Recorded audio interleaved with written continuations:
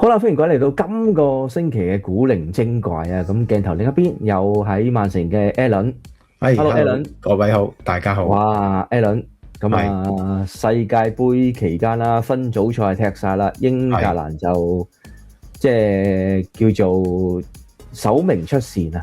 咁我唔知你哋喺係啦，你哋喺曼城嗰邊咧，究竟有冇好好嘅氣氛睇波咧？應該有嘅，但係我就冇咯。我聽聞有啲活動搞得好成功添啊！我哋嘅朋友啊，係雨 Sir 啊、榮基 Sir 啊、青蛙啊，好犀利啊！佢哋係即係比起之前嘅活動，即係睇波活動咧，更加之強勁啦，係嘛？係啊，3場都有去現場講波。現場嘅氣氛，現場嘅意思係喺個酒吧嗰個 club 嗰度講，就唔係喺球場嗰個現場啊！即係大家唔好誤會。係啦。咁啊，因為有啲嗰邊有啲即係會所啦，形式啦，即係桌球室嘅形式啦。咁啊，有個好大嘅地方可以俾啲朋友一齊坐低飲下嘢啊、食下嘢嘅地方咧，就變咗搖身一變啊，變咗話類似酒吧睇波嘅地方，咁啊，所以佢哋就好多人去一齊坐低睇波嘅咁樣，咁啊估唔到世界盃係比起以前，譬如睇足總杯決賽啊、歐聯決賽啊、什麼嘅賽事嘅決賽咧，係多人睇好多嘅喎。係嘅，世界盃始終全世界啊嘛，基本上都係足球界嘅最大嘅舞台，係頂尖嚟㗎啦，係嘛？即係釘釘嚟㗎啦嗰度。不過佢哋就淨係做3場啦，即係3場嘅英格蘭嘅分組賽事啦。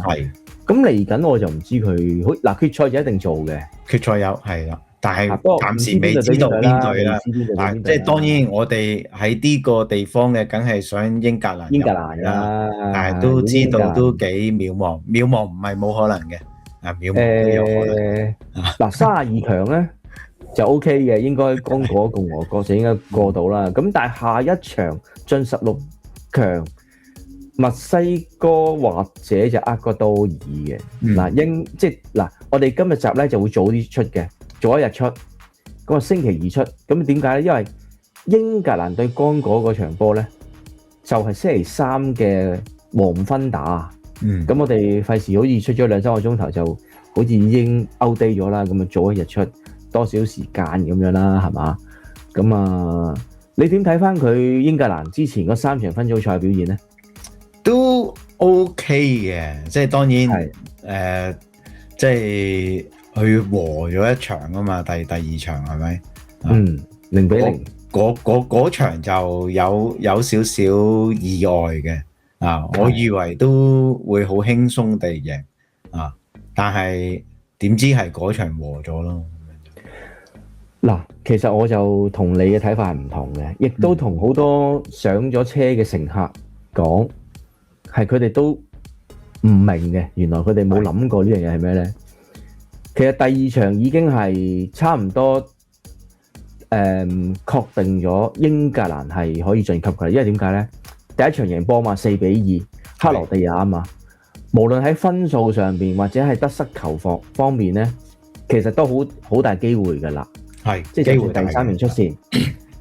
好啦，咁上一場波，即係第2場咧，我就覺得佢哋係好聰明好聰明係咩咧？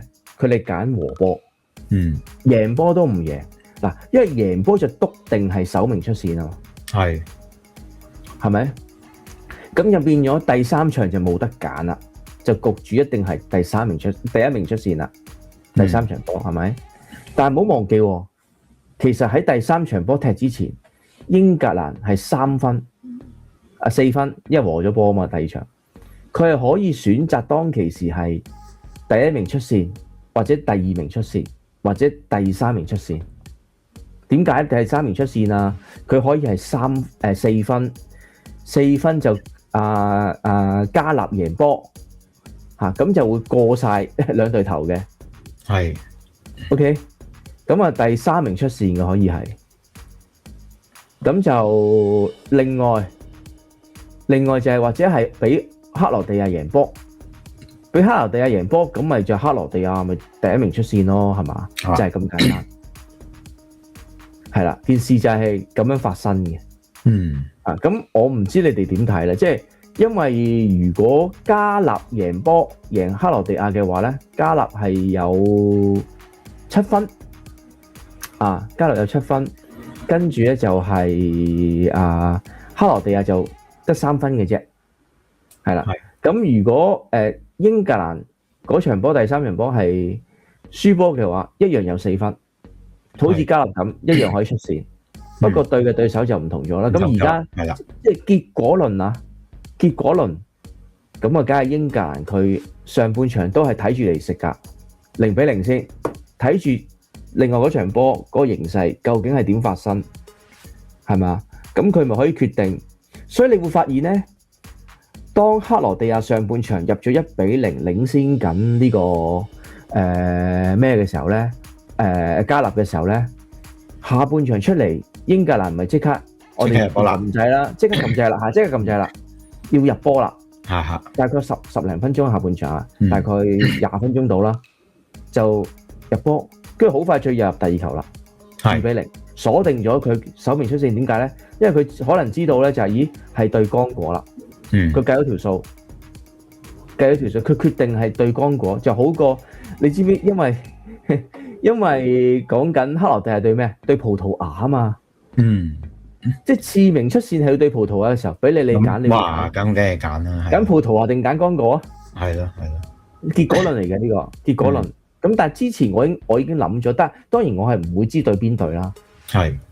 而家結果睇出嚟就係，好醒喎，佢可以揀3個位，而揀咗對剛果嗰個位。係。明啊，即係好多英格蘭嘅英國人啊，佢哋都冇計啲走線啲嘢。都係嘅，嗱呢個純粹推算啦，咁樣就即係控制賽果呢啲咧就唔係控制賽果，嗱唔係呢個唔係控制賽果，係走線喺世界盃裏邊咧係啦，實有嘅，唔係即係每個呢啲咁嘅即係呢啲賽事咧，你凡係去到呢啲咁嘅要 qualify 啊，要去入去啲16強啊嗰啲，一定係揀最好一條線嚟走噶嘛，咁樣你唔係想淨係贏一場波噶嘛，你淨係想贏個冠軍噶嘛，所以一定係會有呢種講法嘅咁樣就係嗱咁其實就我覺得唔知啦，係咪即係以前聽阿叔講得多啦？德國就好興走線噶嘛，以前即係90年代聽阿叔講波。即係你如果勁到你係可以，我贏又得，輸又得嘅，咁你梗係好勁咯，留翻3個位都得。係啦，即係留翻個選擇俾自己，咁你咪可以知道邊條路線最容易行咯。倒數，即係我哋嘅教頭啊，英格蘭嘅教頭啊，係邊個國家嘅？係邊個？德國噶嘛？係咪？咁咪就係可能我就懷疑係咪有呢個影子啦？有呢個 DNA 啊，有可能嘅呢啲，即係計算走線嘅 DNA 啊，係咯，係咪啊？咁所以有呢樣嘢，咁好啦，你點睇咧？嗱，對剛果嚟緊星期3，即係7月1號英國時間黃昏，機會大嘅，我覺得就所以一路咁樣都係咁講啦，都希望佢哋入到決賽啊，起碼或者唔係決賽都打耐啲啊，咁大家開心啲啊，係咪先？走得遠啲係嘛？係咯，走遠啲。咁照計我都相信嘅，剛果嗰場波咧就應該 easy check 嘅，我諗唔使90分鐘就已經可以有勝局㗎啦，即係可能應該咁講，即係全場90分鐘應該已經有勝局㗎啦，就唔使打到去嗰啲加時啊，因為其實唔好嘥啲體力咯。消耗戰嚟㗎嘛，如果你打到加時食12碼，咁盡量就唔好做呢樣嘢啦。咁啊，速戰速決。咁啊，嗱，阿 Alan，咁我哋希望啦，英格蘭越踢越遠啦，係咪？踢得更遠啦，好唔好啊？咁啊，我哋今一集世界盃嘅少少特輯啦，咁啊，同大家講到呢度。